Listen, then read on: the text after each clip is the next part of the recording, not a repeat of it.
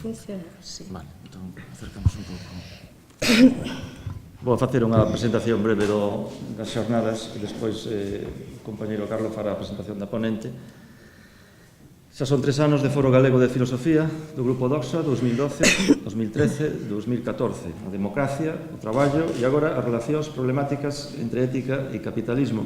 Forma un ciclo que pode verse con unidade, un exercicio de pensamento volcado sobre aspectos esenciais da nosa realidade inmediata, social e política, presente e futura. 3 anos dun proxecto desenvolto en tempos difíciles, nos que costa moito soster as ideas nun ambiente no que prosperan con facilidade as ficcións interesadas do poder. Costa moito defender o máis obvio, a necesidade de novos dispositivos políticos para revitalizar as nosas democracias, a necesidade de novos modelos de traballo para escapar da escravitude contemporánea, ou a necesidade de inserir parámetros éticos nos dominios da economía. Sin embargo, contra desas evidencias, o que atopa a proxección social e promoción efectiva son as estrategias máis conformistas e cínicas, a xustificación das desigualdades, a impunidade de comportamentos lesivos para a convivencia, a defensa desnuda de posicións de poder. Vivimos nun imperio versátil, con moitos tentáculos, e os filósofos son voces que claman no deserto. Todo parece indicar que de aquí a un pouco as voces do pensamento serán unha reliquia que só teña o encanto do pintoresco, un folclore nostálxico. Pero se en algún sitio queda algunha esperanza é na educación, e concretamente na educación pública. Nós queremos facer hoxe aquí un alegato en favor da maltratada educación pública, en favor da educación para todos e igualitaria, ao servicio da extensión da cultura polo corpo social, porque creemos que só nun corpo social fermentado pola educación pública poden prosperar a reflexión, o pensamento crítico e as expectativas de transformación social. Cando camilábamos no tema ao que queríamos adicar estas xornadas, aínda non sabíamos que un beneficiario das tarxetas Black de Caja Madrid dictara unha conferencia titulada A ética, un imperativo da vida pública e da actividade económica nunha sociedade democrática. Na mesma liña hai montóns de documentos dos servicios de estudos vinculados ao mundo empresarial que defenden o capitalismo como o sistema máis ético. E pasando unhas páxinas, eses mesmos documentos que fan as louvanzas éticas do capitalismo recomendan conxelar salarios, recortar pensións ou introducir pagos polo uso da sanidade pública. Con esta propaganda non é raro que a ética teña a súa mala prensa nalgúns sectores intelectuais ou que estén pensando en acabar coa filosofía no ensino ou incluso en deixar os filósofos para dar clases de emprendemento empresarial. Por eso, pensamos nas posibles contradicións entre ética e capitalismo que levarían a poñer máis ben un ou excluinte e non un e entre os dous termos do título. Desde logo, faise moi difícil soster o carácter ético do espolio organizado da terra e da explotación do home polo home, a ética do dominio e da razón só instrumental. Tan difícil como moralizar o capitalismo. Sin embargo, esa dificultade non lle debe restar valor ás experiencias emerxentes de economía alternativa que tratan de someter a actividade productiva e mesmo lucrativa a fins éticos. Banca ética, cooperativas, moedas alternativas, iniciativas de crowdfunding, redes de economía alternativa, son experiencias que transmiten algo de esperanza nun mundo dominado por un mercantilismo sen regulación política nin prexuicios morais. O debate ten unha historia que ten que ver coas posibilidades de cambiar o sistema desde dentro ou desde fora, fuxindo do radio de acción das estruturas de poder ou creando espazos alternativos dentro delas que despois vayan medrando. Algo parecido plantexaba Marx, recordades os que estades no gremio, fronte aos que chamaba despectivamente socialistas utópicos. Eu creo que o fondo dese debate sigue vivo, e que as perspectivas de transformación do sistema pasan por calibrar as relacións tensas, problemáticas, entre ética e capitalismo. Trátase do debate sobre a posibilidade da utopía, que require valorar os efectos políticos do pensamento utópico en xeral, algo que non se pode facer con trazo grosso porque está cheo de luces e sombras entre as propostas de modelos ideais que poden ser regulativos no sentido kantiano ou a súa conversión en modelos pechados, dogmáticos, que pretenderían facer, seguindo un pouco a terminoloxía kantiana, un uso constitutivo. Os modelos utópicos vivirían entonces en planificacións totalitarias que non retroceden diante de ningunha continxencia. O individuo arríscase a ser inmolado nos altares da historia. É de temer que as ideas sempre se pode facer delas un uso perverso, mas hai que separar o uso que se fai delas das intencións albergadas polos seus autores, unha cautela metodolóxica que é especialmente acaída nos filósofos que teñen máis vinculación coa acción política, como pode ser Marx ou o vello Platón. Pero aí están tamén as variables históricas incontroladas, os azares da vida, as aventuras da liberdade e os seus delirios tamén. A historia é un cúmulo de sorpresas que non nos é dado pensar xa en termos de redención, nin salvación, nin xuicio final. Pola contra, o que temos por diante é o reto de reorientar o sistema económico e poñelo ao servizo da sociedade. Hai que reconquistar espazos fora da lógica mercantil, actuar no local, aglutinar vontades, reconstruir o común. Non debemos caer no desalento de pensar que a economía xa o ten todo invadido, nin pensar que só dentro do capitalismo se pode articular a economía.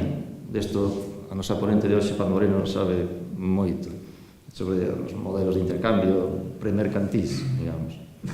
Fronte a iso sabemos que as cousas son máis imprevisibles e complexas, mas Weber xa nos ilustrou sobre a importancia material das ideas éticas e os seus efectos económicos. Tampouco é de agora que podemos acreditar o carácter autodestructivo dun mercado que pretenda regularse a sí mesmo. Ben de Polanyi, tamén coñecido abondo por Paz Moreno, a idea de que nun sistema de mercado generalizado, di Polanyi que non está permitido ser vos aos seres humanos independentemente do seu desexo de selo. Outros autores, como Amartya Sen ou Boaventura de Sousa, continúan hoxe ese pensamento alternativo que constata o fracaso humano das recetas neoliberais e propoñen estrategias concretas para opoñerse á deslocalización productiva, á precariedade laboral, ao aumento das desigualdades e ao empobrecimento progresivo das poblacións. Vías para sair dun modelo económico productivista a ultranza e dun proceso de expansión capitalista que limita por fora cos límites ecosistémicos do planeta e por dentro coa dignidade ética dos seres humanos. Benvidos, que sexan veladas agradables e a poder ser que removan algo as conciencias. Moitas gracias.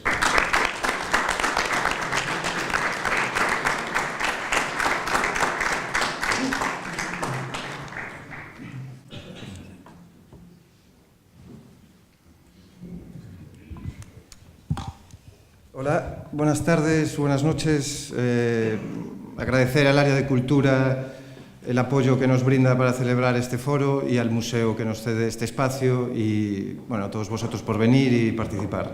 Tenemos a Paz Moreno Feliu para inaugurar el foro. Ella es catedrática de Antropología Social, es profesora en la UNED de Antropología Social y Cultural y de Antropología Económica.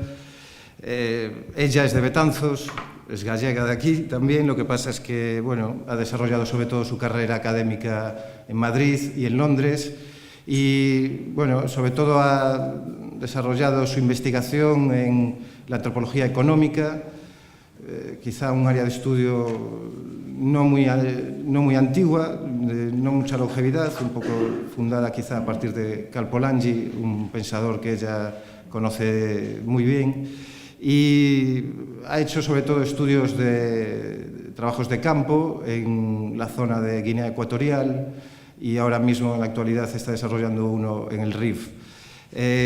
Por lo tanto, es una persona que ha combinado el trabajo de investigación más teórico con por supuesto, con el trabajo de campo y el trabajo práctico. Voy a citar algunas de sus obras más importantes.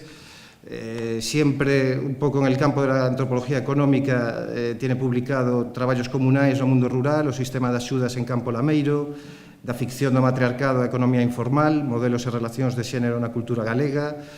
Tiene editado el libro que es el manual, creo, de la asignatura que imparte la UNED, Encrucijadas antropológicas, así como perspectivas antropológicas sobre Guinea Ecuatorial, el dinero, así entre interrogantes, Entre las gracias y el molino satánico, el bosque de las gracias y sus pasatiempos, raíces de la antropología económica, la reciprocidad, y después también tiene varias publicaciones y varios libros sobre el racismo, los genocidios y condiciones de vida extrema y, en particular, las condiciones de vida de los campos de concentración.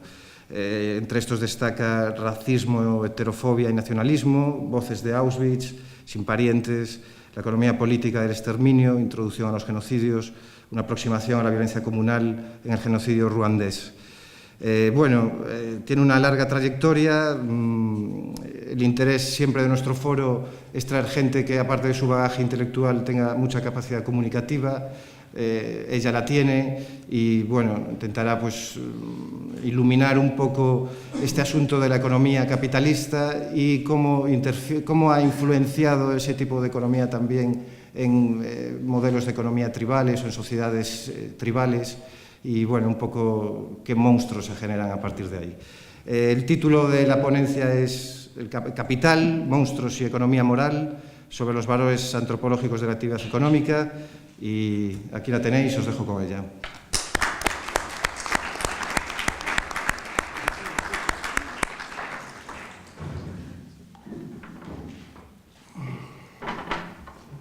Bueno, en primer lugar yo quería dar las gracias a todo el equipo de Doxa y a toda la gente con la que nos hemos estado escribiendo y mandando mails, ajustándonos un poco los tiempos y los temas sobre los que hablar, y también a todos los asistentes a esta charla que a lo mejor queda un poquito inusual, como me decía una compañera antropóloga que acabo de saludar, es decir, tienen que invitarte los filósofos para que vengas a hablar a Lugo.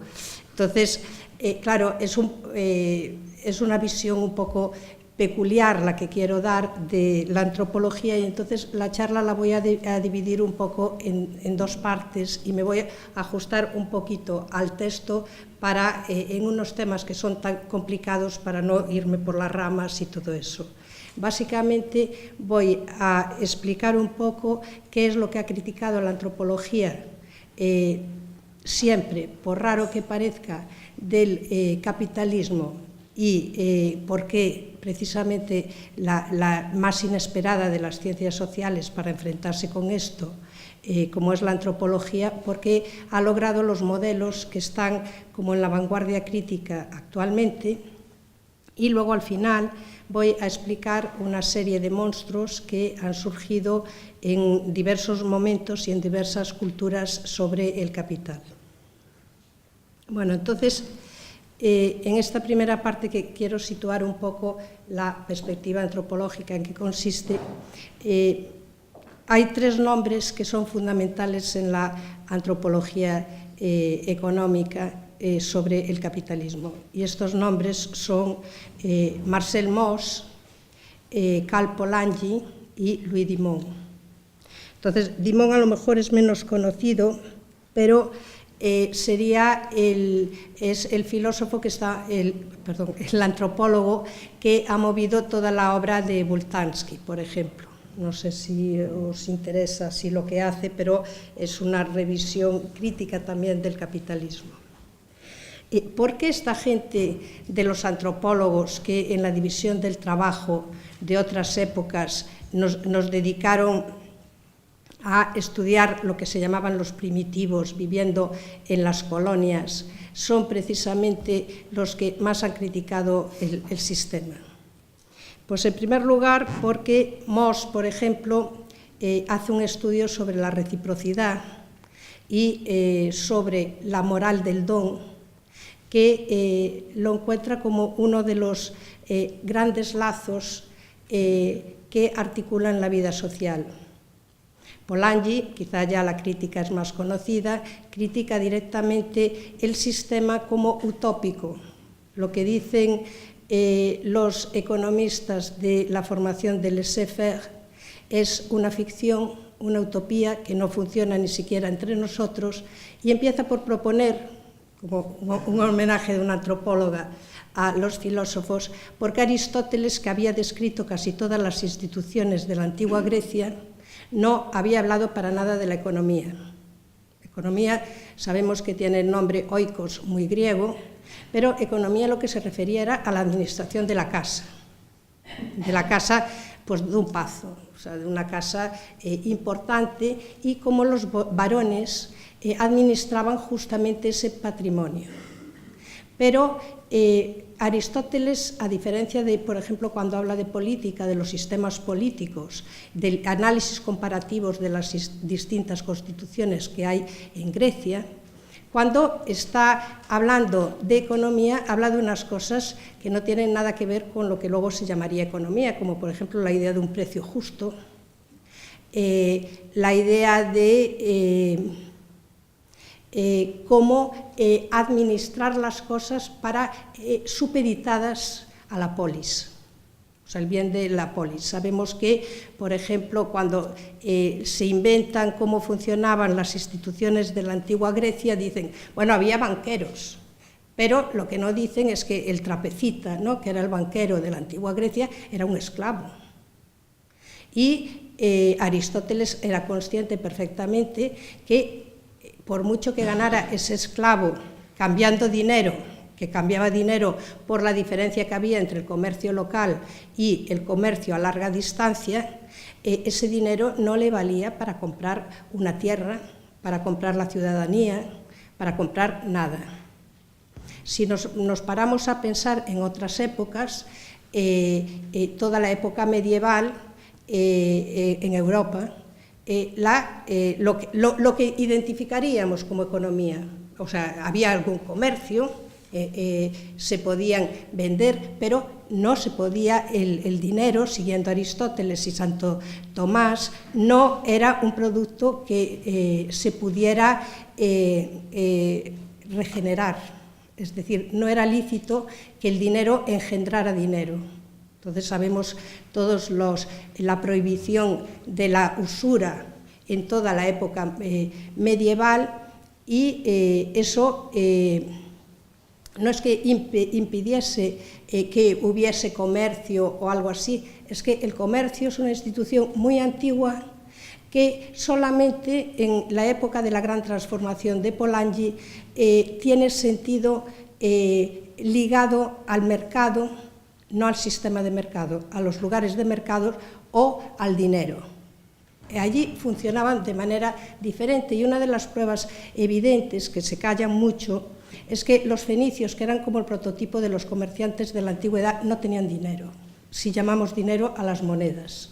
Lógico, porque si unas monedas son útiles si todo el mundo tiene monedas, o sea, si todo el mundo intercambia euros o intercambia dólares. Si eso no existe, pues el dinero como tal no tiene sentido. Lo que tiene sentido son unas equivalencias, y las equivalencias no son un universal. Sabemos que todos los pesos y medidas y todas las medidas de la antigüedad, y en Galicia hasta hace muy poco, dan una información sobre las instituciones, el mundo de lo concreto, como le gustaría decir a Levi-Strauss. Si yo ahora os preguntara cuánto mide un ferrado, una persona o una cunca, cualquier persona que viva en el campo en Galicia sabe que un ferrado de Lugo no mide lo mismo que un ferrado de Monforte, que uno de Pontedeume o que uno de otro sitio, porque el ferrado estaba midiendo la productividad concreta de un terreno concreto. En cambio, para nosotros, o sea, es un síntoma de la igualdad que establece el capitalismo. Una hectárea mide lo mismo, sea de secano, y no nos dice el trigo que va a dar. Entonces, con las instituciones económicas no es que no hubiesen, es que estaban indiferenciadas, metidas en otras instituciones. Por ejemplo, si uno quería saber cuánto alguien iba a ganar, pues dependería del sistema, en Grecia, estoy hablando de Aristóteles, dependería del sistema de parentesco que existiese en ese momento, que pondría a esa persona como heredero, si era una mujer fuera, si era un meteco fuera, es decir, unos procesos de inclusión y exclusión que no podía comprar el dinero. Es verdad que los griegos en la antigua Grecia, los más ricos, tenían obligaciones políticas con los más pobres. Tenían que hacer las liturgias, es decir, si tenían mucho dinero y había cualquier problema de hambre, tenían la obligación de impedir que la gente se muriese de hambre. Los atenienses lo hacían a través del ágora, del mercado local. Este tipo de instituciones es lo que se llama técnicamente economía moral. Lo había en muchas instituciones. Sabemos que los romanos, que tenían un sistema completamente diferente al de los atenienses, daban el pan a toda la gente, se dice como corrupción, como relaciones clientelares, pero también sabemos que en el Padre Nuestro, cuando se dice el pan nuestro de cada día, lo que está diciendo es que la idea de justicia que dominaban esas sociedades, con las diferencias que hay entre ellas, obedecía una ratio. Y entonces los que gobernaban tenían la obligación de procurar el hambre antes de que la gente se muriese. Esta idea de economía moral quizá les suene asociada y vinculada a la persona que acuñó el término, que fue el historiador inglés E.P. Thompson. E.P. Thompson, bueno, siempre lo digo en inglés porque siempre aprendí con, creo que es Edward Thompson. Al estudiar en el siglo XVIII los orígenes del capitalismo, se encuentra con un tipo de motines que llama de subsistencia, ¿no?, que se dieron simultáneamente en cualquier ciudad inglesa.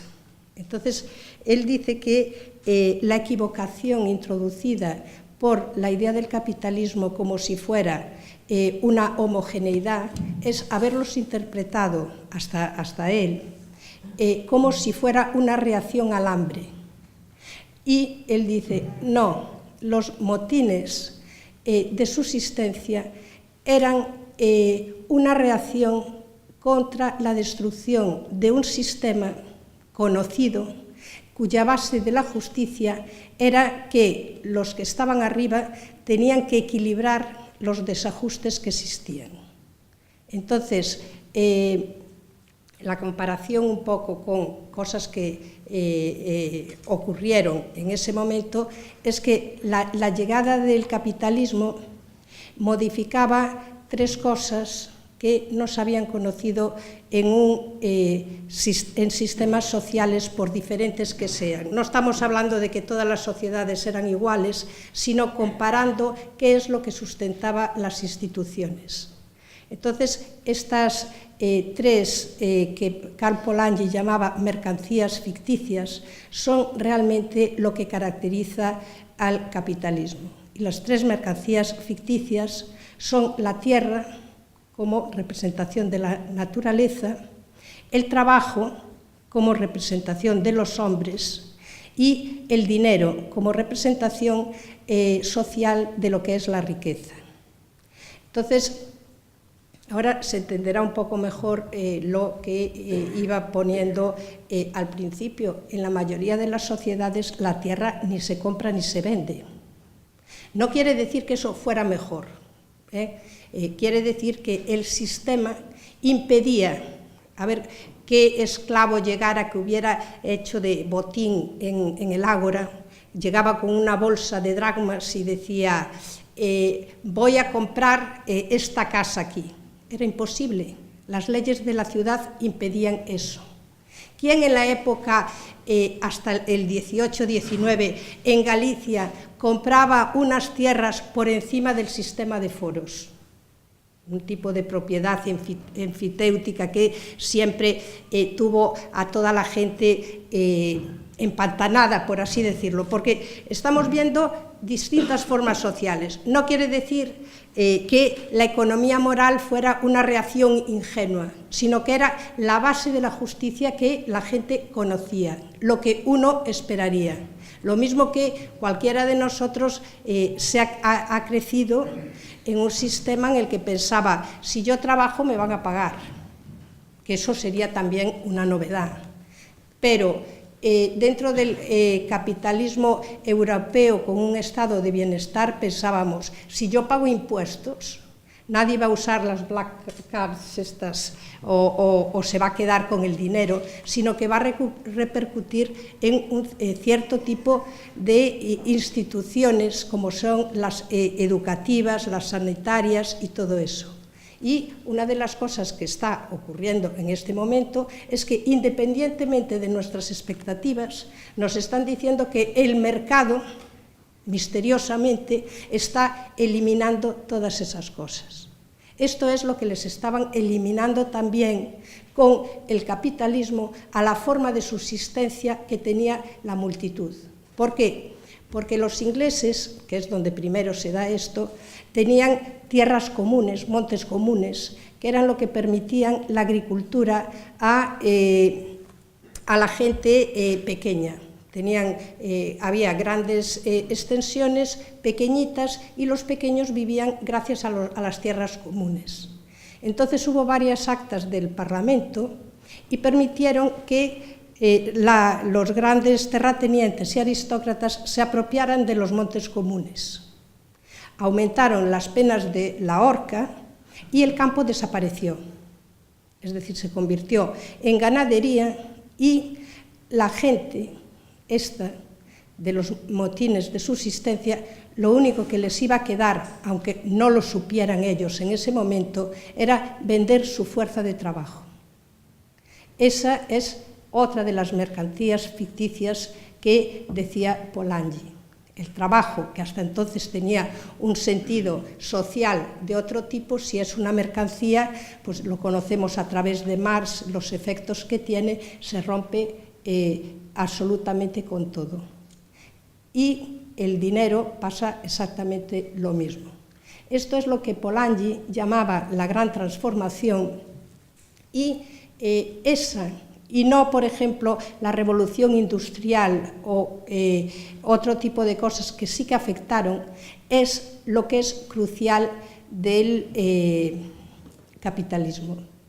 Pero, dice Polanyi, además de que esas son mercancías ficticias, porque no son mercancías, ¿cómo se produjo este proceso que todo el mundo dice, que todos los economistas dicen que se debió fundamentalmente a las fuerzas del mercado? Nunca intervinieron las fuerzas del mercado. Fueron los elementos políticos los que expulsaron a la gente de las tierras comunes. El laissez-faire es siempre, la base del laissez-faire es siempre la intervención estatal planificada.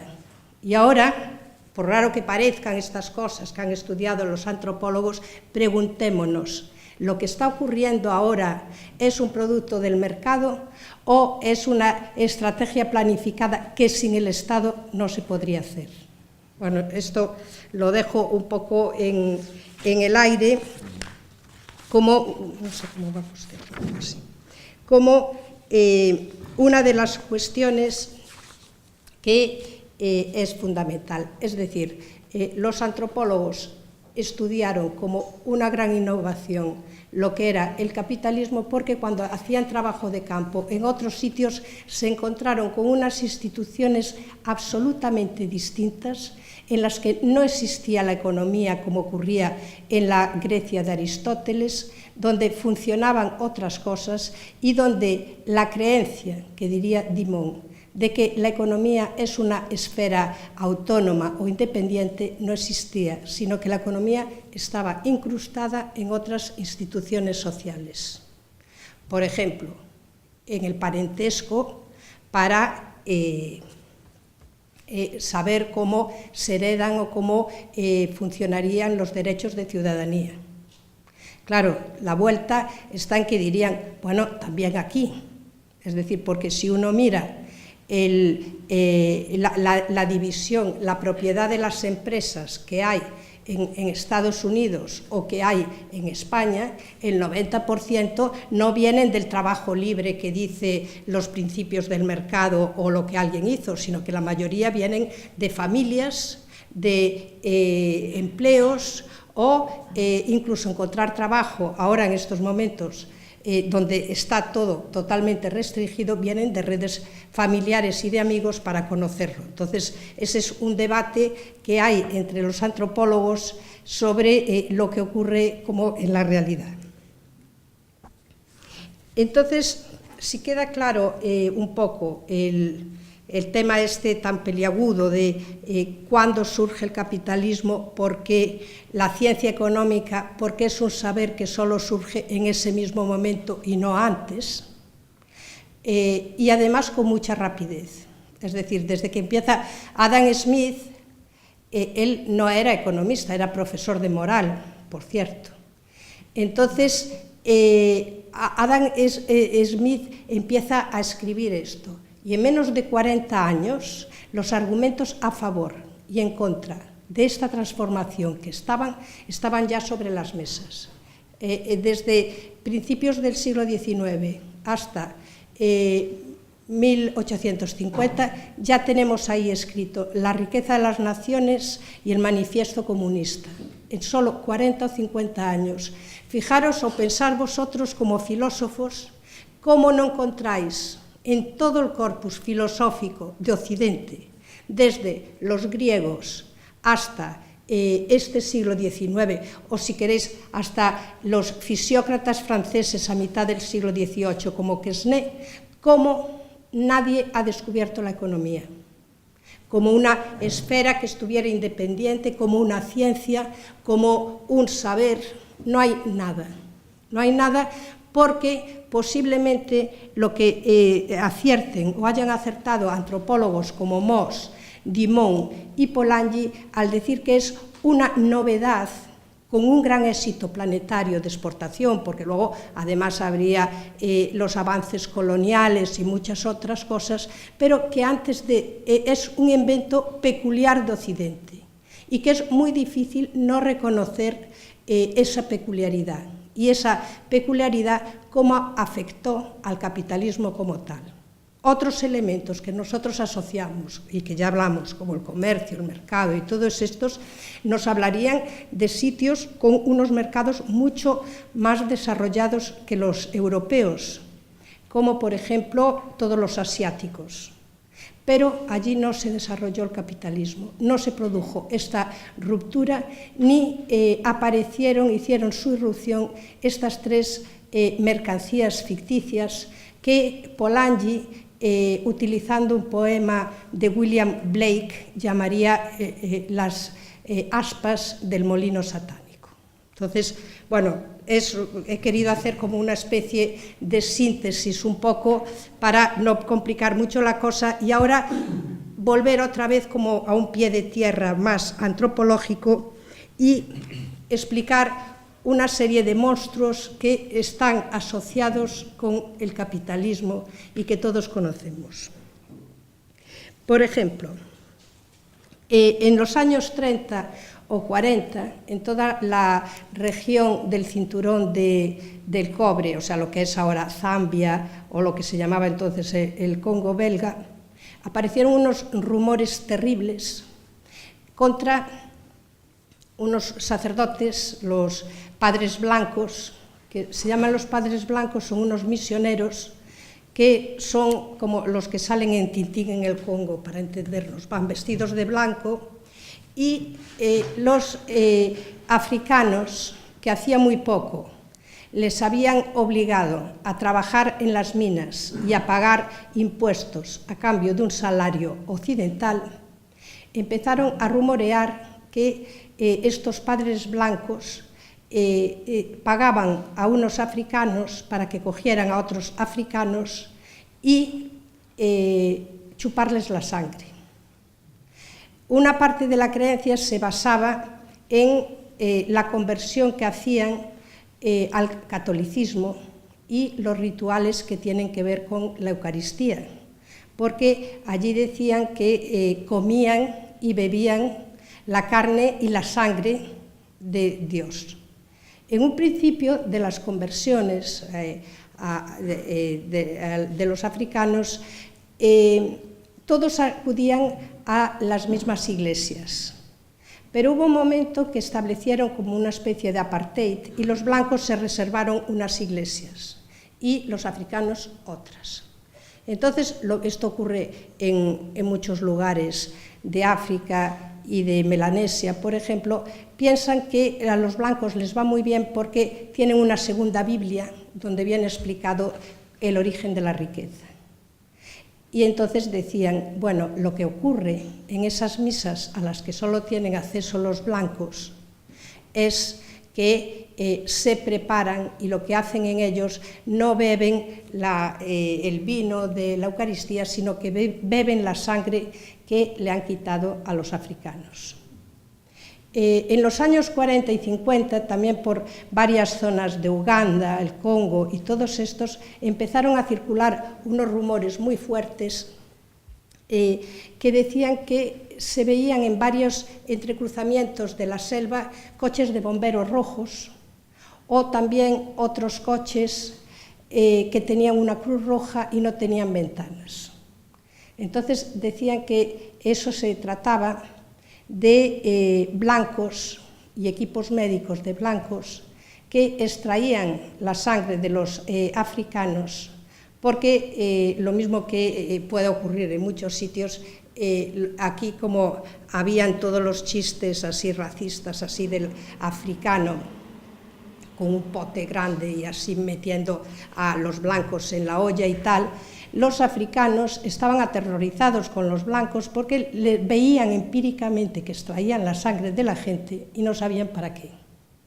Entonces, eso es un tipo de rumores que de alguna manera tenían que ver con blancos que no les pagaban el salario. Por ejemplo, los padres blancos estos querían que trabajaran en las misiones, pero no les pagaban el salario que estaba estipulado en otras zonas. Eso lo vamos a dejar ahí, ahora, de momento. En otros sitios, actualmente, ¿no?, empezó a circular el rumor o a desarrollarse una forma de brujería que se llama, según estoy hablando de los Fang de Guinea Ecuatorial, de Camerún, de Gabón, que a mí cuando al principio me lo contaban, yo como venía de Campo Lamero, creí que decía yo, bueno, esto así de tal, pero hasta que un día me di cuenta y dije, esta gente me está diciendo que está aterrorizada. Entonces, lo que decían es que para explicarse el auge de los nuevos ricos era que había una gente que había desarrollado una nueva forma de brujería que te apresaban, te convertían en una especie de zombie, vivías en un mundo transterrenal y en ese mundo transterrenal estabas trabajando y esa era una explicación de cómo llegaba la riqueza a esta gente. Estamos hablando de la época actual, de un momento en el que ya se rompió la colonización, pero sí que han surgido unos nuevos ricos, muy nuevos ricos, con mucho dinero, que son los que conocen las nuevas normas, conocen cómo obtener dinero de las relaciones internacionales, cómo negociar, o son los que negocian con las empresas transnacionales, son... en definitiva, una gente que, como ocurría en los viejos ejemplos así que mencionamos, aunque fuera un poco de pasada, habían roto las obligaciones que tenían con la gente de su aldea. Ya estos nuevos ricos no dan el dinero que tienen que dar para el precio de la novia, no ayudan, no mantienen las relaciones de reciprocidad con las 3 obligaciones que había dicho o establecido Moss y que siempre se cumplen. Uno tiene la obligación, en la vida social uno tiene la obligación de dar, uno tiene la obligación de aceptar y uno tiene la obligación de devolver. Imagínese cualquiera, aunque aquí ahora no estemos en ese sistema, cómo en las relaciones sociales, si a uno le invitan a una boda, tiene que aceptar la invitación y si hay una boda y se mantiene el circuito en otra familia, tiene que devolver la invitación. Lo mismo ocurre con los regalos, y eso tampoco quiere decir que sean unas relaciones muy generosas y muy buenas, porque tienen su lado oscuro y sus zonas muy grises, porque es la base de todo el clientelismo, como se está viendo además fuera de la antropología, más que en la antropología, en los periódicos, ¿no? Bueno, esta forma de brujería sí que sale en los periódicos de vez en cuando. No sé si han leído, por ejemplo, lo que llaman las mafias de la prostitución nigeriana, que las mujeres están aterrorizadas porque la amenaza que tienen es que le van a hacer esta brujería a sus familiares. Y entonces ese miedo es una de las formas de mantener esto. Voy a leer una pequeña cita de un jesuita que trabajó en la zona de Camerún sobre esta forma de brujería y que explica cómo se puede obtener. Dice: una persona que quiera adquirir Ekon va a visitar a un especialista que le hace caer en un sueño hipnótico. En sus sueños, esta persona verá una tierra donde fluye el dinero y donde mucha gente está trabajando para él. Un propietario le ofrecerá sus plantaciones bajo la condición de que él le ofrezca una vida a cambio, por ejemplo, la de su madre, la de su padre o la de su esposa o un pariente cercano. Fíjense cómo el lenguaje en el que se dice esto es aparentemente el lenguaje del don. Yo te ofrezco toda esta riqueza, pero tú me das la contrapartida de la reciprocidad, la vida de alguien. Su primera reacción será negarse. Cuando despierta, el especialista le dice: ahora ya has visto, ya sabes lo que tienes que hacer. Su cliente le pedirá tiempo para pensarlo y un día se decidirá. En el Con, uno mata y vende a alguien, a menudo uno de sus padres, para obtener la riqueza que antes poseían los blancos.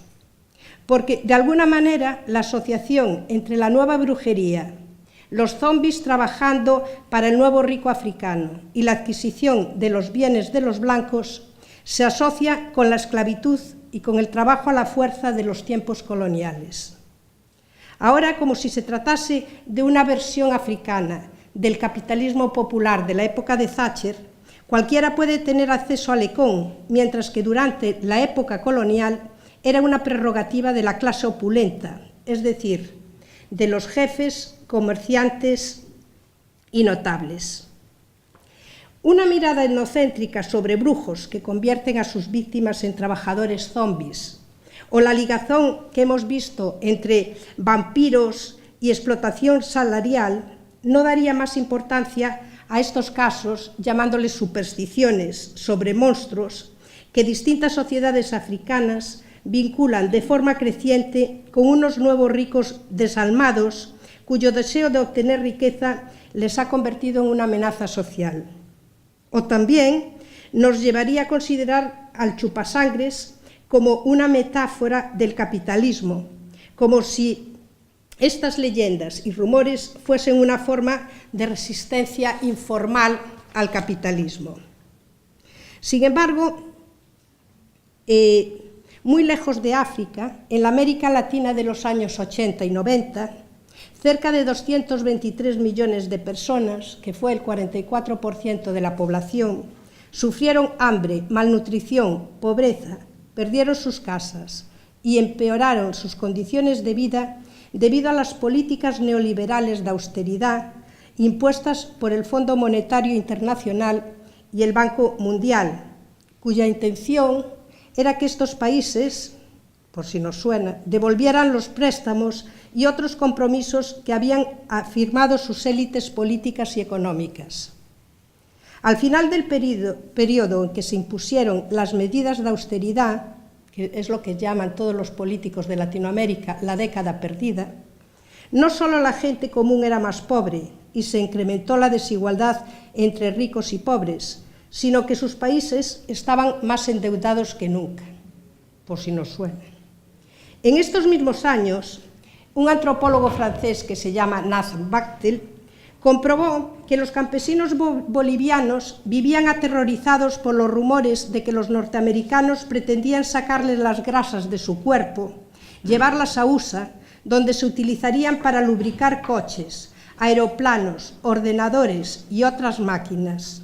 Dice Bachtel: en 1982-83 se registraron grandes miedos en la región de Potosí, por los rumores de que a solicitud del Banco Mundial el presidente de Bolivia había enviado gringos para extraer grasa de los campesinos con la finalidad de pagar la deuda externa.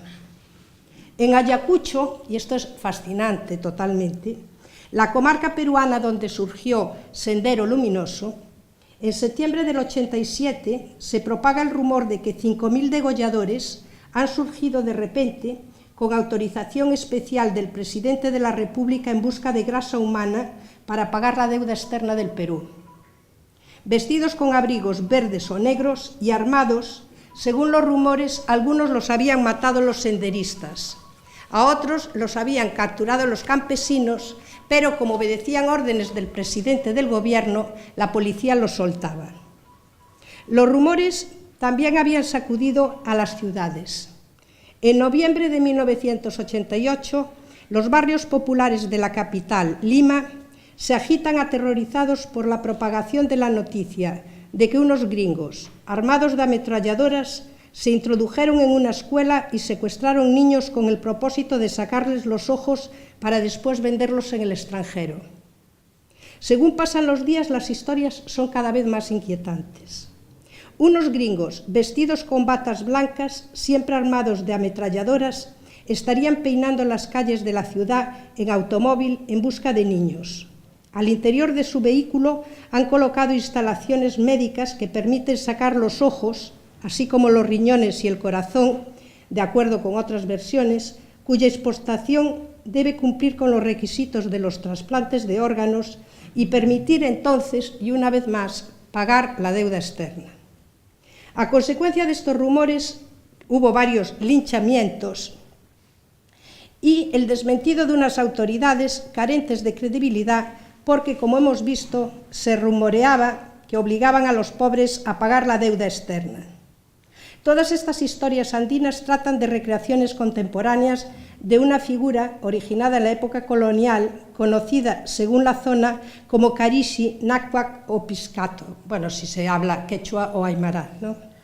Se representa como un hombre blanco que al anochecer, tras adormecer a los indios, les saca la grasa o la sangre.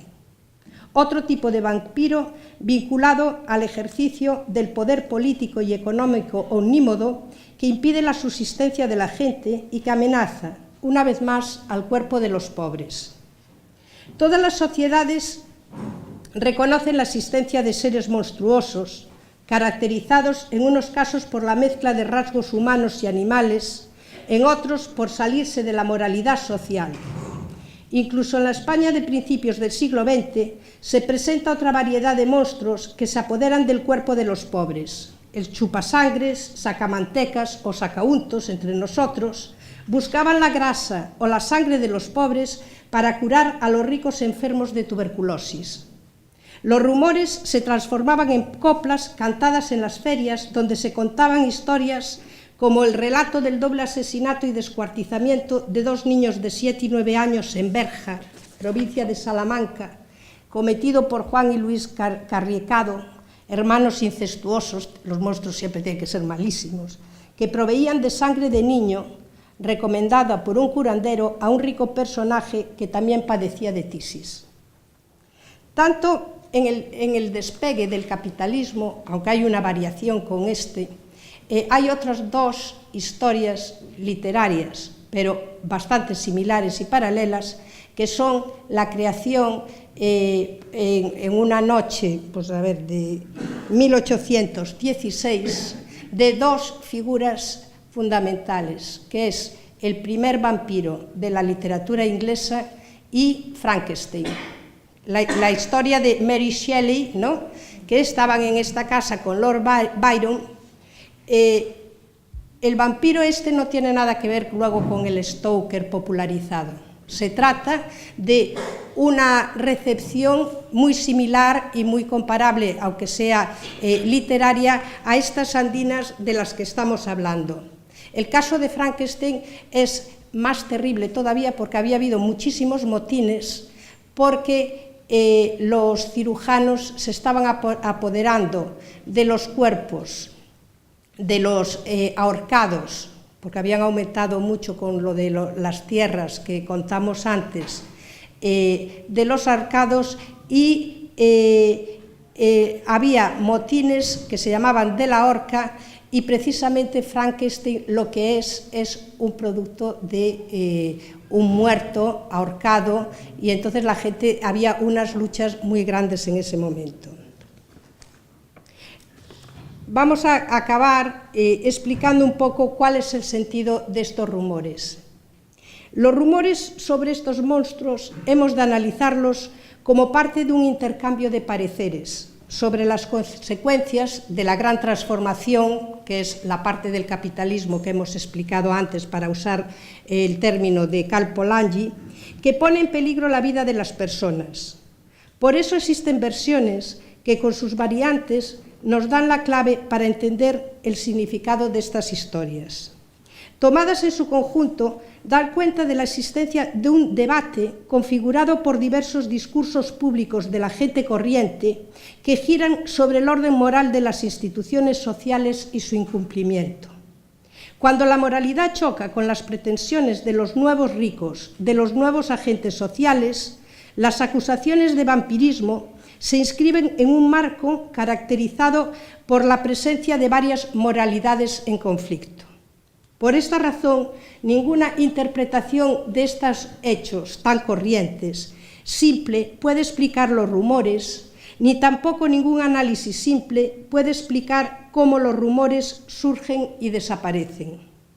La complejidad de la acusación de vampirismo configura un conflictivo debate en el que, según los casos, se muestran las ideas sobre la moralidad, sobre el trabajo, la riqueza, la representación del cuerpo humano y su integridad, el simbolismo de los colores, los rituales católicos, las ejecuciones penales, las prácticas médicas o el poder estatal.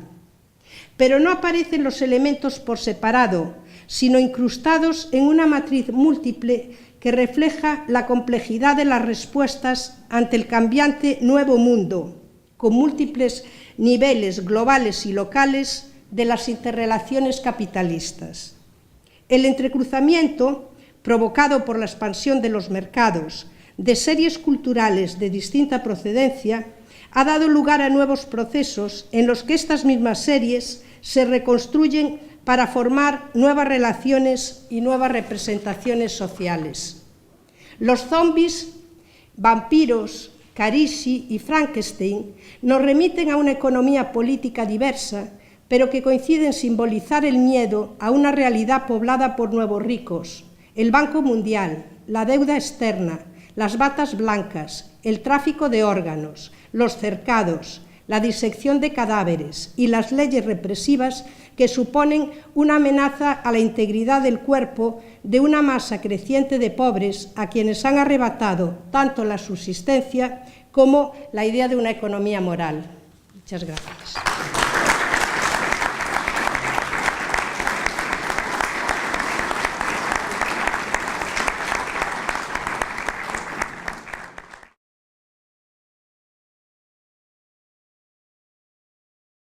Sí, boa noite a todos, benvidos a esta segunda xornada do terceiro foro de filosofía que organiza o Grupo Doxa.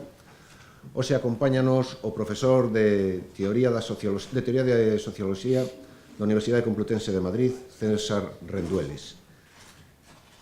Para presentarlles ao noso interlocutor de hoxe, direilles que, bueno, antes de ser profesor de Socioloxía, foi investigador, foi traductor en varias editoriais, dirixiu proxectos culturais no Círculo de Bellas Artes de Madrid durante casi unha década.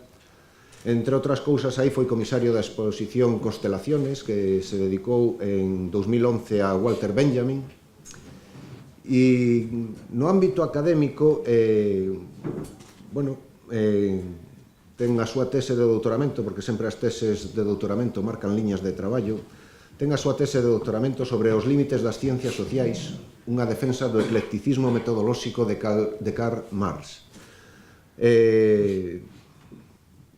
Dentro do que poda ser esta tese hai dúas liñas nas que traballa fundamentalmente. Por un lado, a investigación epistemolóxica sobre as ciencias sociais e como estas ciencias sociais responden a fenómenos nos que intervén a intencionalidade, e é importante destacar este elemento, máxime agora que parece que nos queren vender que as ciencias sociais son obxectivas e, bueno, a intencionalidade, o suxeito é un elemento vital dentro delas. E, por outra parte, traballa dentro desta tese os mecanismos explicativos que pon en xogo Marx para dar conta da realidade social que el estudia. Outros traballos que desenvolveu César durante os anos seguintes, pois, colaborar en varios libros, en varias revistas, con traducións, incorporación de selección de textos de Marx, de Benjamin, de Polanyi, de Bentham. Ten publicadas unha antoloxía sobre o Capital e unha selección de textos sobre o materialismo histórico. Colabora tamén en varios xornais, en el diario.es, en Rebelión, en El País, poden atopar artigos del. Foi membro fundador e colabora na revista La Dinamo, grupo de intervención cultural que está traballando en Madrid. E, bueno, en 2012 publica un excelente libriño, Sociofobia, que foi escollido polo País, pola sección Babelia do País, como un dos 10 libros mellores do ano 2013. Realmente penso que o País tiña razón neste caso, polo menos, non? O libro é excelente, recomendo yo vivamente, non ven aquí a vender o libro, pero eu recomendolles vivamente o libro, é un libro excelente. Neste libro, bueno, pues fundamentalmente cuestiona as redes sociais, internet, como poden influir as redes sociais e internet na acción política. Aquí tivemos xa na primeira edición a intervención de Cotarelo. Acórdense que Cotarelo era un ciberutopista. Bueno, Rendueles vai pola outra liña. Entonces, como Cotarelo tamén fixo escola por aquí, espero que despois haxa polémica entre ciberutopismo, ciberfetichismo, espellos digitais.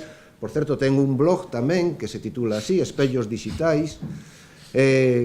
Bueno, no libro xoga un pouco con eso, con como a intervención política nas redes sociais queda diminuída, nos dispersa, nos anula. Xa xogaremos con eso. Xa veremos como eso, bueno, pues igual desde a perspectiva de Podemos, igual Podemos está máis metido nas liñas de internet e destas cousas, está collendo moita forza, igual esa forza se perdía se non fora por internet, igual non sabes ciberutopista tamén. O que me parece máis importante dentro do libro se cuestiona o consenso ideolóxico que se lle está dando, o que o sistema lle está dando as tecnoloxías da comunicación. Cítolles unha breve frase do libro, do Sociofobia. Na páxina 48 dis: el desarrollo tecnológico genera paro o sobreocupación en vez de tiempo libre. El aumento de la productividad produce crisis de sobreacumulación en vez de abundancia. Los medios de comunicación de masa, alienación en vez de ilustración. Bueno, xa nos contarás algo desto. Outro aspecto importante que vexo no libro é como comentas e analizas aí a ruptura que a sociedade capitalista leva a cabo das relacións comunitarias e nos converte en cidadáns illados. Agora xa cada un está polo seu lado. A pérdida dos referentes sociais. Bueno, non hai máis que ver que está pasando, por exemplo, cos sindicatos nestes momentos, prácticamente desaparecidos da escena, e o individuo ao final acaba meténdose nestas redes sociais, quedando só e perdendo incluso recursos de pensamento. Outra cita xa ao final do libro, creo que na última páxina, que dis: Teclear 140 caracteres vestidos como payasos con ropa de marca es la nueva frontera de la banalidad. Bueno, igual estamos xa perdidos, non sei se poderemos encontrarnos, xa nos contarás algo tamén de Podemos, ti andas algo en relación con eles, a ver se é un espellismo digital, se ten algo que ofrecer. E para rematar esta presentación, que tes que falar ti, só citar 3 versos de Bertolt Brecht nun poema que ti mencionas ali, pero que despois non pos, e os 3 primeiros versos deste poema de Bertolt Brecht din: chamar a derrocar a orden existente parece espantoso, pero o existente non é ningunha orde. Bueno, todo teu.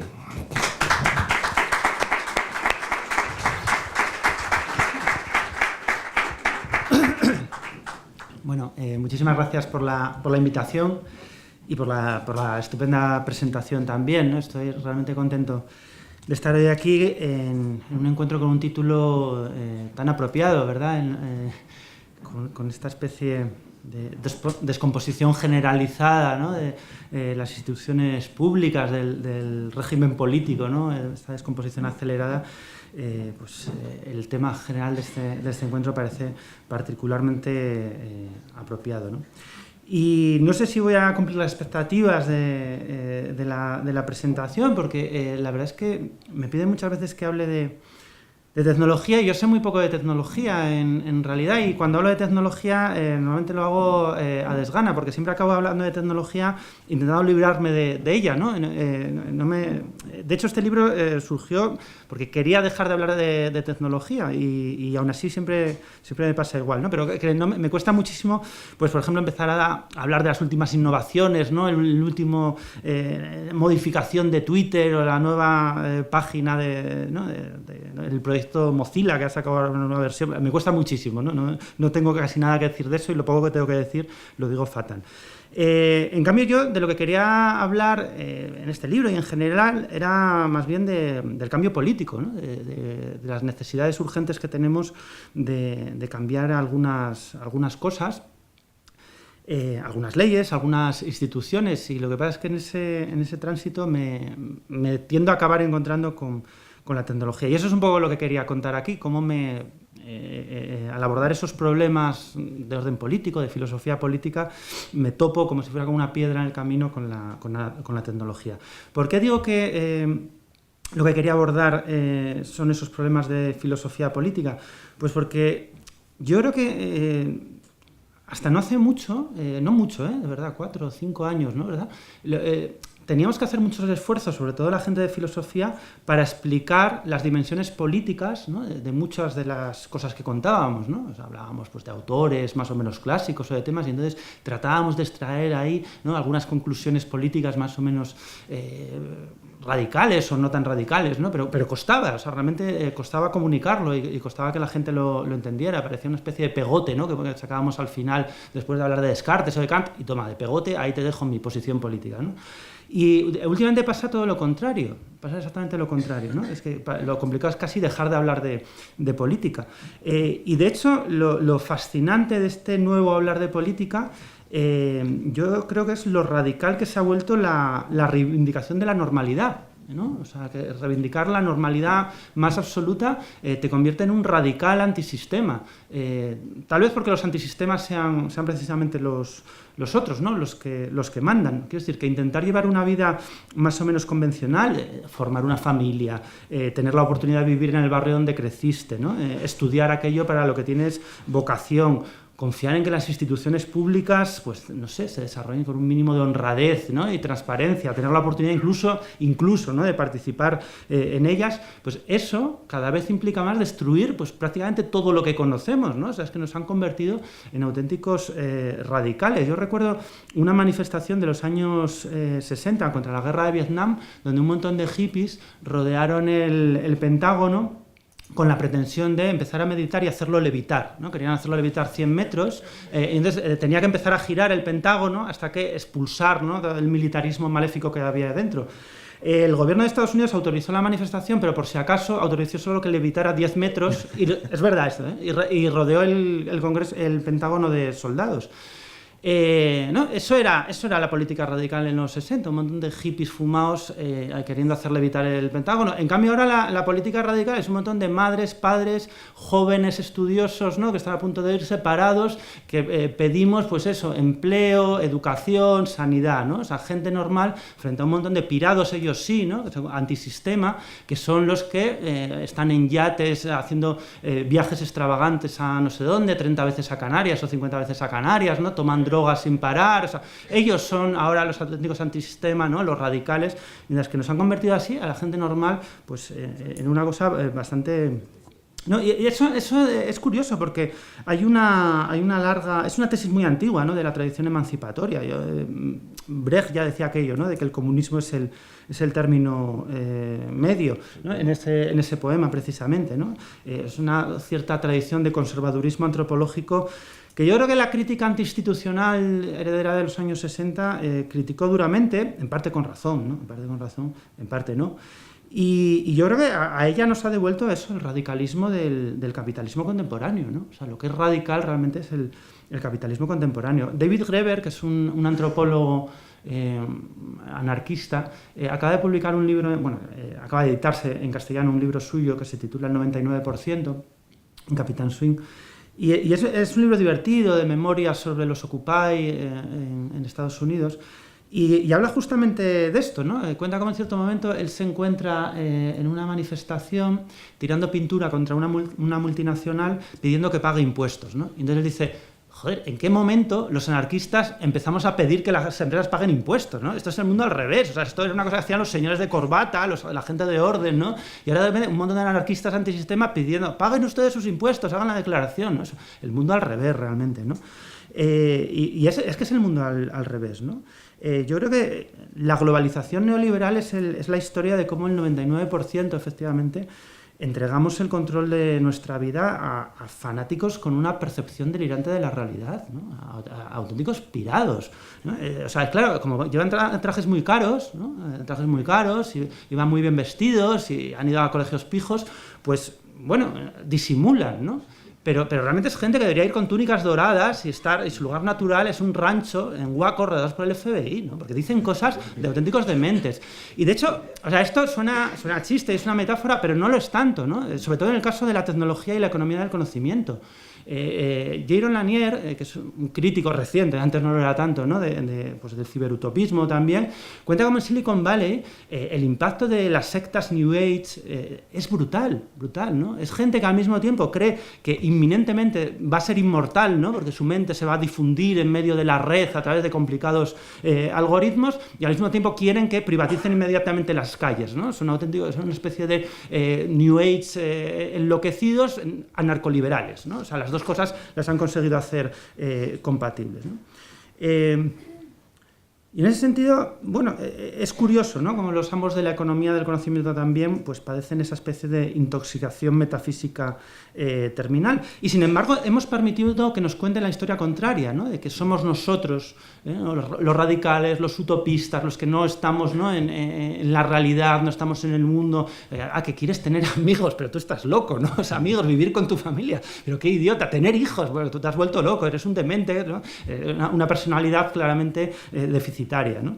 Y yo creo que tenemos que rebelarnos contra esa historia. Hay una cita de un escritor de finales del 19, principios del 20, que a mí me gusta mucho, Rafael Barrett, que habla de Luis XVI y la Revolución Francesa. Os la leo, aunque es breve, ¿no? Luis XVI, dice Rafael Barrett, acostumbró desde adolescente a consignar en un cuadernito los acontecimientos diarios. Nada tan sugestivo como la ausencia mental de este desgraciado, que nunca se enteró de lo que pasaba en su país. La ocupación favorita del rey era la caza. Según las estadísticas que él mismo preparaba, Luis XVI mató en 13 años 189.251 piezas y acostó 1.274 ciervos. El 28 de junio de 1784 mató 200 golondrinas. Anota en su diario los 43 baños que le recetan en 26 años, 2 indigestiones, varios resfriados y ataques de hemorroides. Cuando no hay caza, audiencia ni indisposición, se contenta con escribir nada. Las convulsiones de Francia no llegan hasta él. En todas las fechas famosas de 1789 y de 1791 se encuentra en el cuadernito la palabra nada. Y yo creo que durante muchos años hemos sido como Luis XVI, ¿no? que hemos permitido que escribieran nada en nuestros diarios, ¿verdad? O sea, hasta el punto de que nos lo hemos creído, ¿no? Nos hemos acostumbrado a hacerlo nosotros mismos, ¿no? O sea, cada vez que pasaba algo, nosotros mismos escribíamos nada, nada, nada, ¿verdad? Salíamos a las plazas, pero nada. Hacíamos una huelga, pero nada, ¿no? Nos lo hemos creído, ¿no? Como si nuestras altas expectativas políticas y teóricas, claro, nunca se ven completamente satisfechas por una realidad que es muy fea, muy contradictoria, ¿no? Y entonces ya creemos que nada es posible. Y yo creo que tenemos que rebelarnos contra esa herencia, tenemos que creernos de verdad que nosotros somos los realistas, ¿no? Y ellos son los fanáticos. Hay una película de Tim Burton que se titula Mars Attack, no sé si os acordaréis. Es una especie de parodia, ¿no?, de las películas de ciencia ficción clásica, y bueno, cuenta cómo aparecen, ¿no?, en la Tierra unos marcianos terriblemente crueles que invaden la Tierra y empiezan a destruirlo todo, y cuando parece que todo está perdido, entonces aparece un héroe inesperado, que es un adolescente norteamericano, que se llama Richie y que encuentra una salida, ¿no? Que es, bueno, que les pone una canción de country que les estalla la cabeza a los marcianos cuando la oyen. El caso es que consiguen repeler la invasión marciana. Y al final termina la película dando a este chaval un discurso delante del Capitolio en ruinas, no se ve al fondo, y entonces lo que dice es, bueno, ahora que hay que empezar desde cero, se me ha ocurrido que a lo mejor podríamos plantearnos vivir en tipis, ¿no? Vivir en tipis en vez de volver a reconstruir nuestras casas. Y yo creo que es una buena imagen de lo que la gente de izquierdas llevamos haciendo desde hace demasiado tiempo, ¿no? Porque nos hemos creído eso que nos han contado esos fanáticos, ¿no? Yo creo que es verdad que hay que cambiar muchas cosas, pero eso no significa a lo mejor que tengamos que irnos a vivir a tipis, ¿no? O compartir nuestro cepillo de dientes, o como decía el dictador aquel de Bananas, llevar la ropa interior por fuera, ¿no? A veces, no sé, yo a veces tengo la impresión de que nos hemos convertido en una tradición política para héroes morales, ¿no?, para héroes intelectuales, para ingenieros del alma, ¿no?, que decía Stalin. Tendemos a pensar que lo que necesita esa gente, bueno, con la que nos tropezamos por la calle, ilusionada con el partido del domingo, con un concierto de David Bisbal, pues lo que necesita es un buen par de hostias o, en su defecto, un seminario de Deleuze, ¿no?, que más o menos viene a ser lo mismo, pero, ¿no? Y a veces lo expresamos, claro, con mucha exquisitez, ¿no?, con una retórica a veces muy obrerista, ¿no?, sobre todo la gente de filosofía, somos expertos en eso, y a veces con toda clase de exquisiteces académicas y citas a Badiou y gente así, pero bueno, viene a ser más o menos lo mismo, ¿no? Y el problema que veo yo es que eso es una aceptación de la derrota, eso es una aceptación, se nos ha metido la derrota en los huesos, ¿no? Y no nos atrevemos a ganar. Yo recuerdo un titular del periódico satírico The Onion, estadounidense, que decía: los Estados Unidos terminan la guerra de Irak en un digno segundo puesto, ¿no? Y eso es la mejor definición que se me ocurre de la política de izquierdas, ¿no? Se nos ha metido la derrota en los huesos, nos hemos conformado con ese digno puesto en una carrera de dos, ¿no? O sea, en ser los perdedores. Somos incapaces de concretar nuestras intervenciones no en el mundo que nos gustaría habitar, sino en este, ¿no? En este mundo tan feo y tan contradictorio, no en un mundo lleno de personas solidarias y empáticas, sino en este tan feo, ¿no?, de la operación púnica y estas cosas. Y en ese sentido yo creo que nuestra tarea política más urgente es revertir esa herencia envenenada, ¿no? Convertir el anticapitalismo en una ideología no para héroes políticos, no para atletas de la política y la teoría, sino para gente normal, ¿no? Para las señoras que ven la telenovela al mediodía y para todo el mundo, ¿no? Yo creo que eso significa que necesitamos urgentemente convencer a los demás, pero sobre todo a nosotros mismos, de que la mayor parte de la gente es profunda e intuitivamente anticapitalista, aunque no se haya dado cuenta de ello, ¿no? O sea, que es complicado, lo sé, ¿no? Y es difícil de creer, pero yo creo que es la única oportunidad que tenemos. Yo recuerdo una encuesta que se publicó hace mucho tiempo sobre las preferencias ideológicas en España, y me llamó la atención el alto porcentaje de el bajísimo porcentaje de personas, era mucho menos del 5%, ¿no? El 1, el 2%, que se calificaba como feminista o como comunista. Y yo, la verdad, lo que pasa es que no me lo creo. O sea, no me creo que el 95% de la gente esté en contra de la igualdad entre hombres y mujeres o de la igualdad entre los trabajadores, ¿no? Yo creo que la mayor parte de la gente comparte esos valores igualitarios, pero no ha dado con el vocabulario para expresarlos. Y no hay un vocabulario compartido para expresar esas convicciones, ¿no? Cuando digo vocabulario no me refiero a un problema semántico, ¿no? O a un problema teórico, me refiero a un problema social, ¿no? No tenemos el tipo de tejido social, tipo de vocabulario en ese sentido, ¿no? Casi físico, ¿no? Que nos permita expresar esas ideas. Hay otros estudios sociológicos que reflejan eso, ¿no? Que la gente es mucho más igualitarista de la percepción social, que tiene una percepción, para empezar, más igualitarista de lo que es la realidad social, pero incluso, ¿no? Esa realidad social sesgada la consideran manifiestamente mejorable. Así que lo que me gustaría hacer hoy, ¿no? es de alguna forma una reflexión abstracta, muy limitada por otra parte, sobre cuáles son las condiciones sociales de un cambio político emancipatorio, ¿no? De cómo tendría que ser, ¿no? Las condiciones sociales para que ese cambio político fuera posible. ¿Cuál es ese vocabulario social que necesitamos construir, que necesitamos articular para que esa transformación política se dé, ¿no? O sea, ¿cuáles son las condiciones sociales del cambio político? Porque es verdad que la tradición liberal ha subrayado, yo creo, con mucha lucidez, ¿no? Las condiciones institucionales del cambio político, pues la ciudadanía, el Estado de Derecho, ¿no? O sea, condiciones realmente inexcusables para el progreso político, o al menos para que ese progreso tenga un sentido emancipador. Y la tradición de izquierdas, a su vez, ha subrayado las condiciones materiales, ¿no? Que también son absolutamente cruciales. Las condiciones institucionales quedan vacías si no se dan ciertas condiciones materiales mínimas, ¿no? La libertad de prensa en un basurero, si vives en un basurero de Manila, es un chiste, ¿no? Es un mal chiste. Y claro, yo creo que durante 2 siglos nos hemos ido olvidando poco a poco de que también hay condiciones sociales de ese cambio. También hay condiciones sociales. No vale cualquier contexto social para que se produzca el cambio político, ¿no? No solo materiales, no solo institucionales, también sociales. ¿Qué tipo de personas deberíamos aspirar a ser? ¿Qué relación deberíamos mantener entre nosotros? ¿Qué relaciones son esas para que la emancipación sea posible? ¿Como las de una pequeña aldea, como las de una empresa, como las de una comunidad de vecinos, como la de una asociación de profesores de filosofía, como las de un club deportivo? ¿Un poco de todo eso? ¿Cómo qué? ¿No? Y es una pregunta crucial que nos hemos planteado muy poco, ¿verdad? Y a veces nos hemos pensado incluso que unos cuantos teléfonos móviles y unos cuantos ordenadores iban a contestar esa pregunta por nosotros. Hay una novela muy bonita de Doris Lessing que a mí me encanta, que se titula Diario de una buena vecina, que siempre recomiendo mucho. Se desarrolla en la Inglaterra de principios de los años 80 y, bueno, como muchas novelas de Lessing, pues se desarrolla en forma de diario, ¿no? Son entradas en un diario de Jana, que es una mujer de unos 50 años, que trabaja como editora en una revista orientada a mujeres, una mujer de gran éxito profesional, muy independiente, que ha vivido la primera oleada de emancipación feminista, ¿no?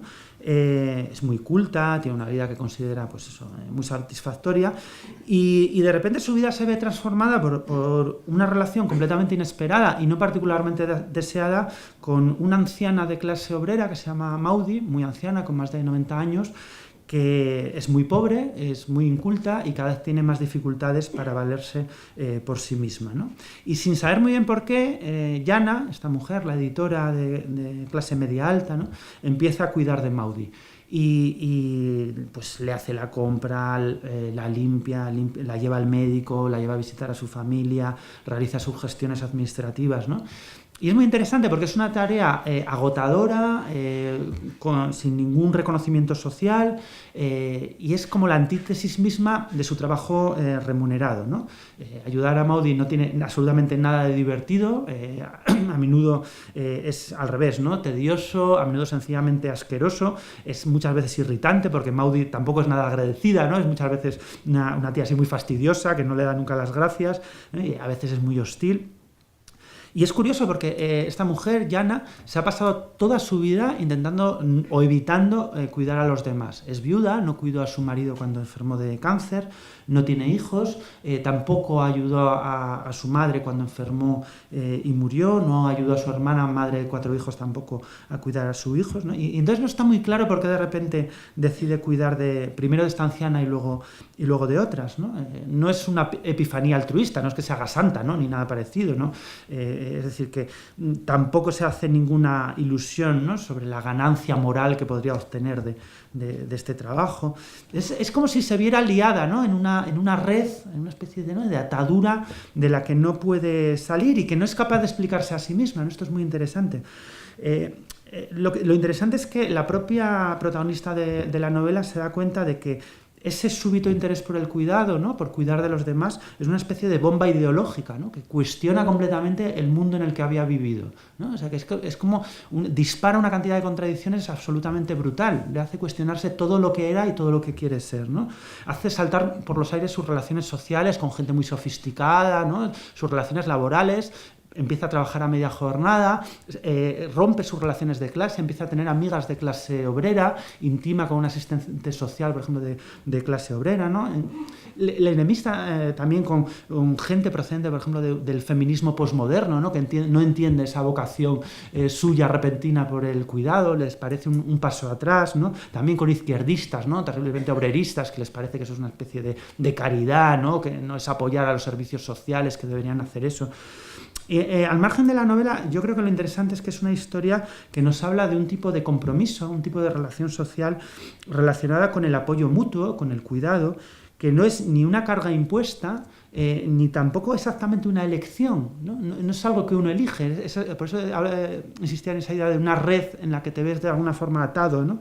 A la que uno no puede renunciar cuando uno quiere, pero que al mismo tiempo es una fuente potencial de realización y de emancipación, ¿no?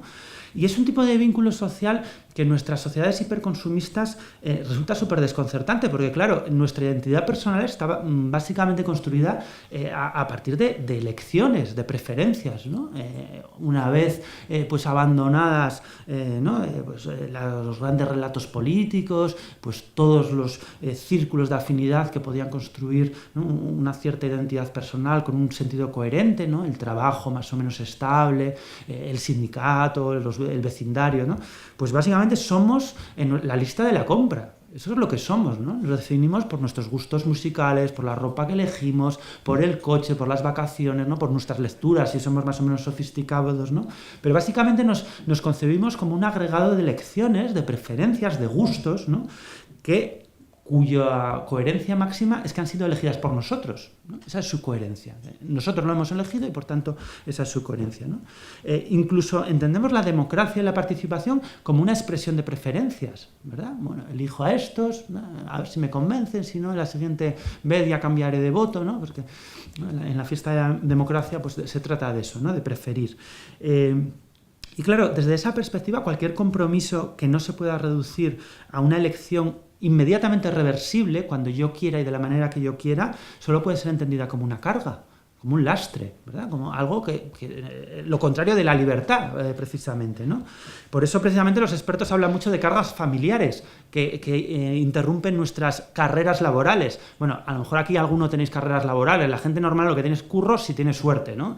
Y unos curros asquerosos que impiden, pues, tener relación con la familia, con los amigos, hacer lo que a uno le apetezca, ¿no? Sin embargo, eso se supone que son las cargas familiares, ¿no? Lo cual es poco menos que obscenos, ¿no? Incluso cuando anteponemos la preocupación por los demás, pues a nuestro propio bienestar lo tendemos a entender pues, como decisiones que deberían reportarnos algo, ¿no? Satisfacción moral, lo que sea, ¿no? Y claro, desde el punto de vista político, esta lógica agregativa, ¿no? De la preferencia es absolutamente perverso, ¿no? Porque claro, si la participación política consiste sencillamente en la agregación de preferencias, en sumar preferencias, en el yo quiero, yo elijo, yo prefiero, ¿no? Entonces los liberales tienen razón y es mucho mejor confiar al mercado el funcionamiento social, ¿no? Porque el mercado gestiona mucho mejor las preferencias individuales. Fuera del mercado tenemos que ponernos de acuerdo. El mercado permite efectivamente, ¿no? Que las preferencias individuales se coordinen entre sí sin fricción, ¿no? La participación, en cambio, consiste en otra cosa, la participación política. Consiste en un proceso deliberativo, no en una suma de preferencias, no. Eso es otra cosa, eso es lo que pasa en el supermercado, ¿no? Que se suman las preferencias por el champú, por el detergente. No, en una asamblea pasa otra cosa completamente diferente, ¿no? Es un proceso deliberativo que de alguna forma nos tiene que transformar, ¿no? Si uno sale de una asamblea igual que entró, no ha estado en una asamblea, ¿no? Eso ha sido sencillamente, pues eso, una subasta política a lo mejor, ¿no? Uno sale siempre de una asamblea un poco transformado. Pero claro, más en general, La identidad personal basada en la lógica de la elección es una imagen ficticia, completamente ficticia, porque es incompatible con la forma en la que de hecho afrontamos la realidad material de nuestra especie, ¿no? O sea, es imposible vivir así, como nos dicen que deberíamos vivir esos auténticos fanáticos del mercado, esos fanáticos que viven en Silicon Valley o que apuestan en la bolsa, ¿no? Es imposible, no somos así. De hecho, hay estudios muy interesantes de economía feminista que han calculado qué pasaría si se monetarizara el trabajo de cuidados, ¿no? Ese trabajo que tenemos que hacer todos y todas para sobrevivir, ¿no? Cuando cuidamos a nuestros hijos, cuando nos cuidamos a nosotros mismos, cuando ayudamos, ¿no? Pero no se nos paga a cambio. Y se ha calculado que equivaldría entre el 30 y el 50% del PIB de una sociedad desarrollada, de una sociedad capitalista desarrollada, ¿no? Y eso que el trabajo de cuidados es solo una parte del trabajo o los compromisos de apoyo mutuo, ¿no? Lo que quiero decir es que esa inmensa cantidad de relaciones sociales, ¿no?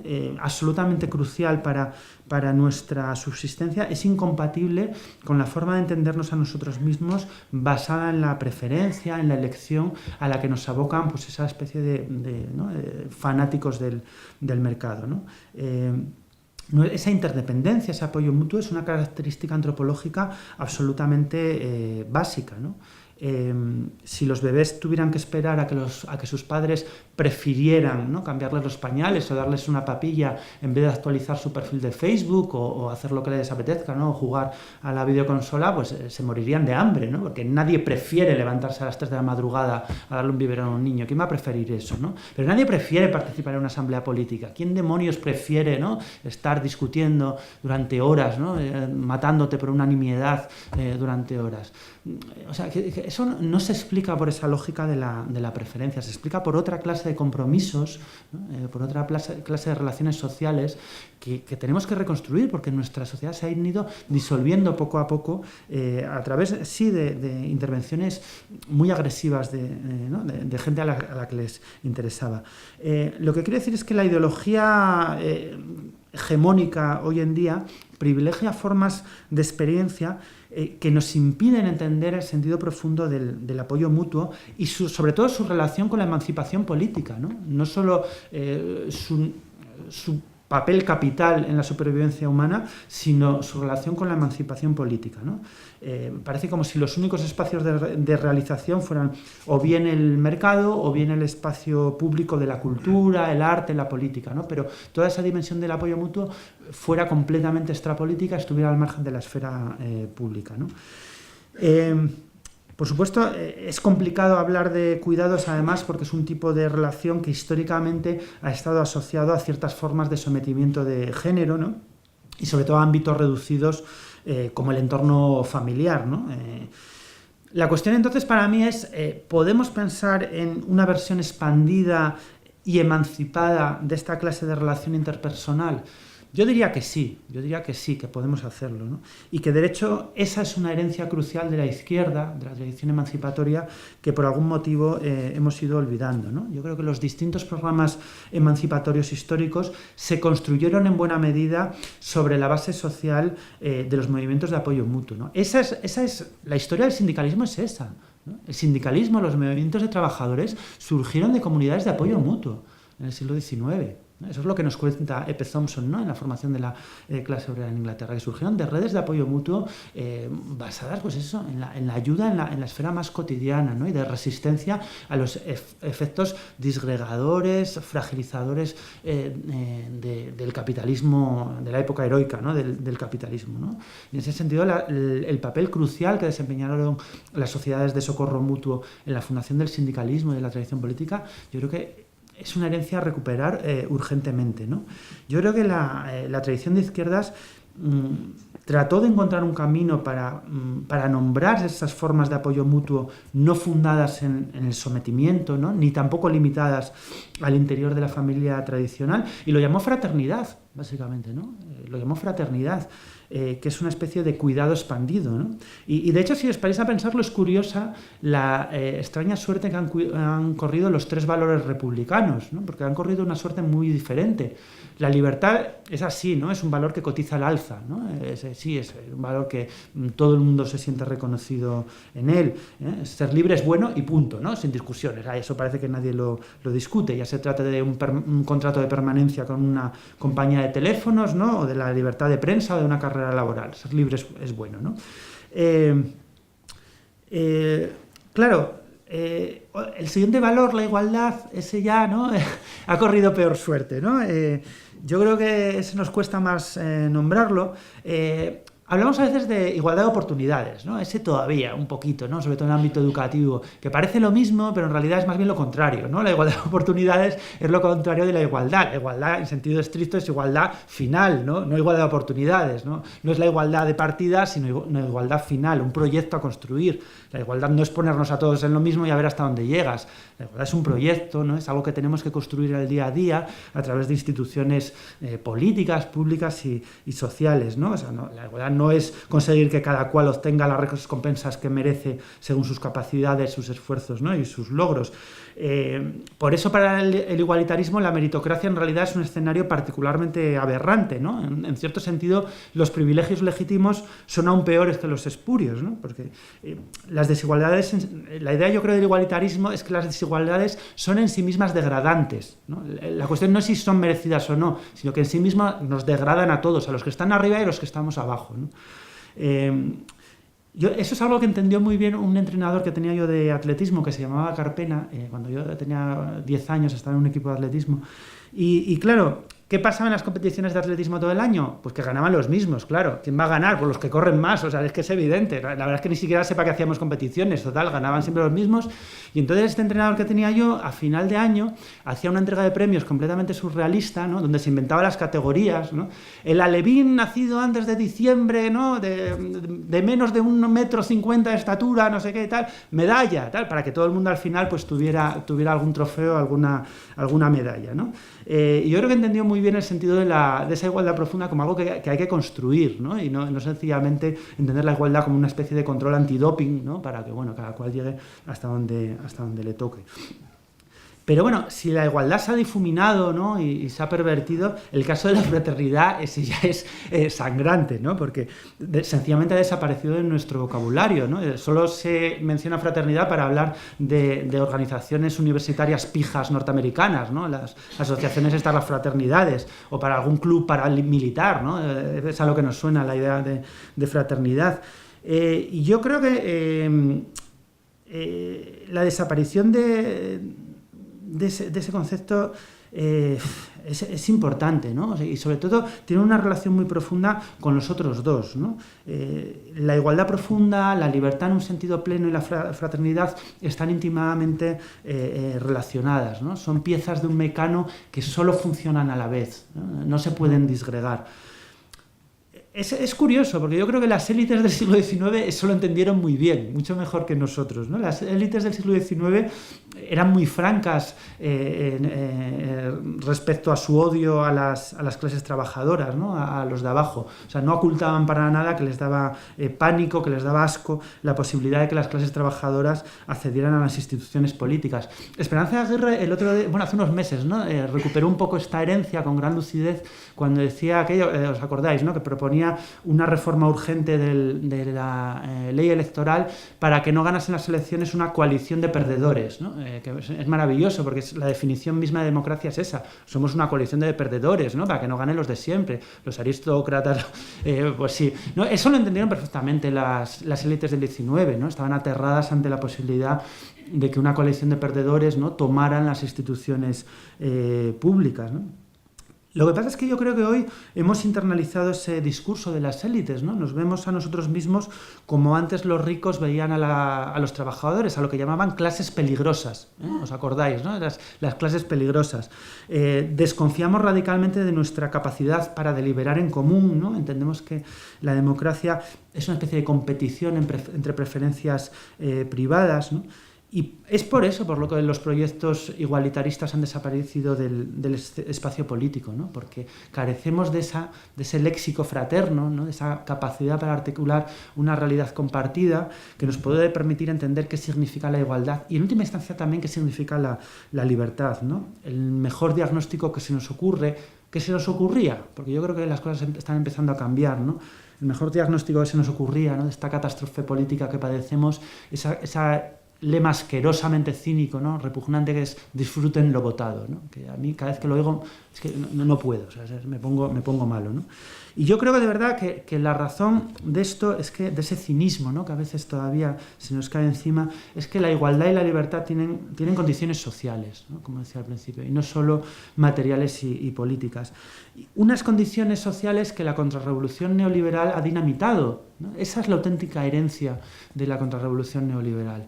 No tanto los beneficios de las élites que se han disparado, sí, eso es cierto, se han disparado, pero su auténtica victoria es que han arrasado socialmente el campo social, ¿no?, que nos han dejado en una especie de erial social que es muy difícil de recomponer. ¿No? La fraternidad, el apoyo mutuo, el cuidado, insisto, no es un añadido cursi a los dos grandes valores republicanos, esos sí los importantes, ¿no?, la igualdad y la fraternidad. No, son piezas que solo funcionan conjuntamente. Y curiosamente, pensando en esto, ¿no?, pensando en el eclipse de la fraternidad, por citar aquel libro tan bonito de Tony Domenech, que todo el mundo deberíamos leer y releer, pues fue así, pensando en esto, como me topé con las tecnologías de la comunicación, que en realidad no me parecen tan importantes, ¿no? Porque lo que pasa en Internet y en las redes sociales es un poco que da la impresión de que estos conflictos desgarradores como que no se resuelven, ¿no?, pero resultan más tolerables, ¿no? Bueno, no tenemos fraternidad, pero tenemos Facebook, ¿no?, que empiezan por F y bueno, más o menos nos permiten ir tirando, ¿no? Nuestras listas de followers, los friends, pues bueno, son una especie de muletas sociales, una especie de Prozac, ¿no?, que nos permite sobrevivir a este erial social el que nos ha tocado en suerte, ¿no? Y curiosamente, lo que me parecía a mí es que es un poco lo que los liberales esperan que haga el mercado, ¿no? Eso es lo que Milton Friedman decía del mercado, precisamente, ¿no? A Friedman lo que le pasaba es que le daba muchísimo miedo la política, la democracia, ¿no? Pensaba que nuestras sociedades complejas de masas son demasiado complicadas como para que la democracia, el consenso, sea posible. Y en parte tiene razón, ¿no? O sea, a veces al intentar ponernos de acuerdo acabamos a tortazos, ¿no? Y si no, mirad la asamblea de Podemos, ¿no? O sea, ha sido increíble, ¿no? En pocos meses hemos acabado a bofetadas. Y es verdad, ¿no? Al intentar ponernos de acuerdo, intentar ponerse de acuerdo es una cosa muy, muy complicada, ¿no? Pues, cosas tan básicas como la educación, ¿no? Intentar llegar a un acuerdo sobre qué educación queremos, qué materias deben estar en el currículum, ¿no? Estamos los de filosofía, que queremos eso, están los de ciencia, que de menuda idiotez, tal. Es complicadísimo, ¿no? Religión, ¿no?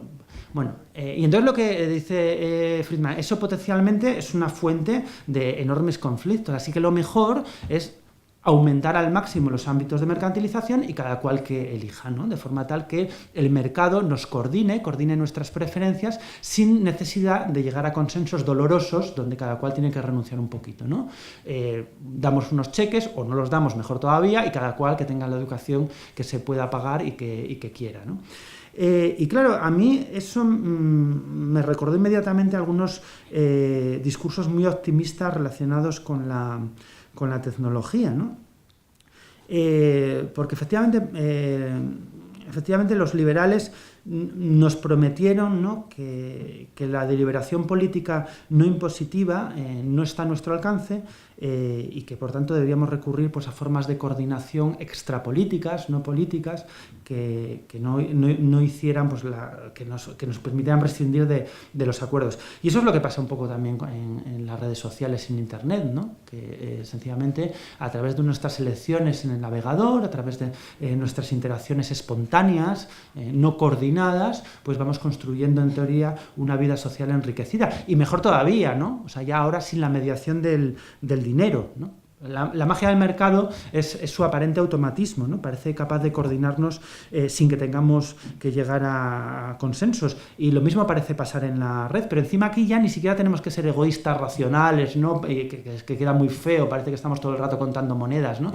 No, en Internet incluso podemos fingir que somos perfectamente altruistas, o no fingirlo, serlo de hecho, ¿no? Pero sin necesidad de coordinarnos, a través de una especie de espontaneidad capaz de coordinar todas esas interacciones masivas, ¿no? Es como si en la era de Lehman Brothers, cuando, claro, o en la era de los desahucios masivos, pues resulta difícil confiar en que el mercado, ¿no? va a librarnos de tomar algunas decisiones políticas, pero realmente parece también como que ha llegado al rescate Internet, ¿no? Eso lo resumió Zapatero en una frase inmortal también, cuando ya en plena crisis económica dijo de aquello de lo que necesitamos son menos ladrillos y más ordenadores, ¿no? Si paráis a pensarlo, es alucinante. No digo que no sea verdad que necesitemos menos ladrillos y más ordenadores, pero es alucinante que varias décadas, ¿no? de hegemonía de un modelo económico consensuado a lo largo literalmente de décadas, primero por ministros de economía franquistas y después por sucesivos gobiernos del PSOE y del PP, ¿no? Todo un entramado político, económico, ¿no? Muy vinculado a la corrupción. Todo eso, ¿no? Queda resuelto sencillamente por la magia, ¿no? De la economía del conocimiento, ¿no? Sin pedir juicios políticos, ¿no? Sin cambiar nuestra forma de vida, nuestros valores éticos, sin cambiar nuestras expectativas también, sin cambiar el modelo productivo. Traemos unos cuantos ordenadores, compramos unas cuantas pizarras digitales, ¿no? Nos damos las manos, cerramos los ojos, pensamos en smartphones y pelillos a la mar, ¿no? ¿No? Y yo creo que eso realmente estoy haciendo una caricatura, pero ha sido así durante mucho tiempo, ¿no? Se nos ha vendido el mantra de la economía del conocimiento como una especie ¿no? de solución mágica, un bálsamo de Fierabras que todo lo iba a solucionar, desde la participación política a los problemas de corrupción a través de herramientas mágicas que facilitan la transparencia, a toda clase de problemas económicos, ecológicos. Yo realmente creo que las cosas no son así, ¿no? O sea, nadie ni nada nos va a librar de afrontar retos políticos absolutamente cruciales. Y de hecho yo creo que lo que pasa ahí y el reto crucial fundamental al que nos aboca, ¿no? esa comprensión tan optimista de las tecnologías o la razón por la que nos lo hemos llegado a creer es que nos permite pasar por alto